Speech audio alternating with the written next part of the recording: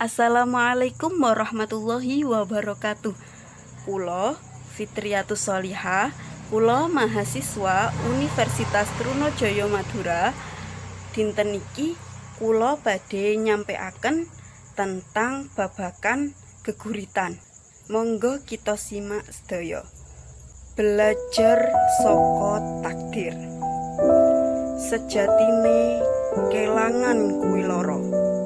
Lamun ora dirasake ora nganti lara. Cukup duwe rasa ikhlas nganti ora kloro. Kawitane mungkin bakal krasa lara.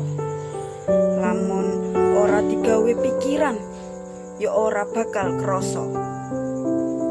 Kelangan ora berarti ilang sedaya. Cukup gawe ikhlas marang kuwasa. Ikhlas barang kang ora nganti kadaluwarsa. Lamun ikhlas kudu digunakno. Gusti paring kuwasa dados menungso wajib krasa.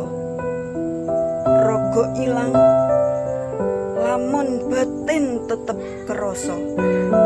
Kelangan wong sing disayang boten paring rekoso. Kudu ikhlas marang takdire kuwasa. Dados menungso kudu bisa eling marang kuwasa. Mergi Gusti kuwasa boten pernah ninggalo menungso.